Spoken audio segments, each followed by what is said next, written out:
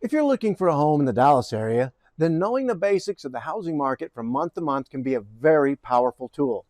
We're well into May, and in this video, we're taking a look at the housing market and the trends that we saw through last month, April 2022.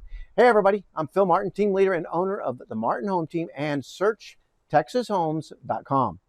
If you are considering buying and selling, you will absolutely need and deserve specific personalized data, insights, and perspectives to ensure you have the highest levels of confidence when you're making the decisions you're going to have to make.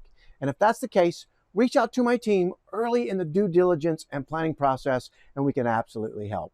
But unlike those specifics, in this video, we're going to be using the averages and medians from Collin County only, which will simplify the data, but also give you a sense of direction and magnitude concerning the housing market and what that may mean for you as a buyer or seller in the future. Think of it as helping you keeping your finger on the pulse. So to do this, we're going to look at four basic statistics, which are number of listings on the market, median sold price, number of homes sold, and the sold price versus list price ratio.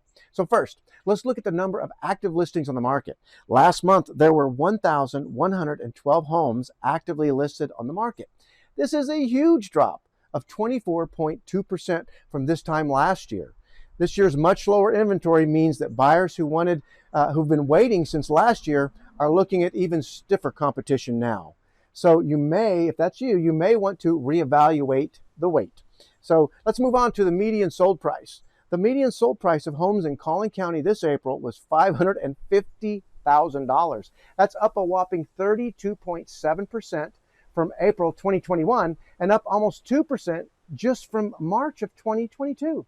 So this means that sellers are absolutely still holding on to that negotiating power this month, and the price is still appreciating for the foreseeable future, guys. And so let's move on next to the number of homes sold. In April, there were 1,344 homes sold. That's down 14% from April of 2021 and just barely up about 2.7, almost 3 from March of this year. And that correlates with, there's less homes on the market, so less were sold, right? And if there's less supply, that means that there's probably, there's more demand than supply. It just means the price pressure is still going to be on. But don't be fooled. Even though that's the case, this market is changing. Like interest rates hikes are affecting it. The cost of materials is affecting that. And the time is coming, once again, where just a sign in the yard and a prayer is not going to get you the top price if you're selling your home, which is all the more reason to use a professional team like ours that will get you the home or get your home in front of the right people looking to buy now. So lastly, we have that sold price versus original list price ratio. The sold price to list price ratio reveals a lot.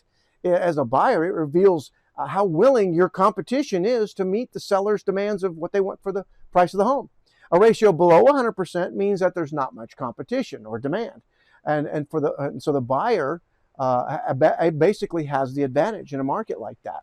When the ratio is above 100%, it means that there is more intense competition amongst buyers and willingness in general to pay more than what the seller is even wanting. And when it's above 100%, like it is now, it tends to be a market that we call, it tends to be a seller's advantage, and we call that a seller's market. And that's where we're at. We already said that in April, the average sale price was $550,000. It turns out that represents an average sales price to list price ratio of 109.1%.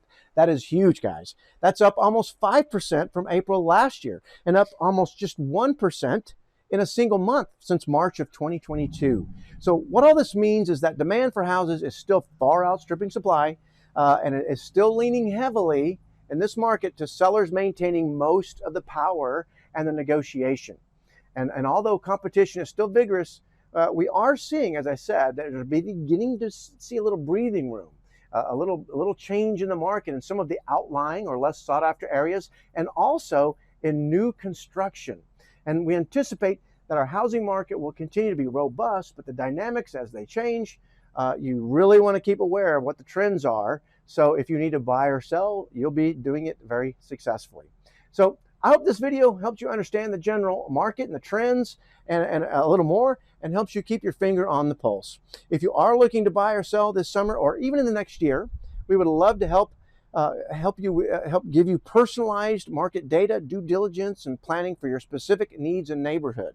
But the Martin Home Team, as you may or may not know, but we use state-of-the-art marketing to help our buyers get the best deals and our sellers find the perfect buyers who will give them the top dollar for their home.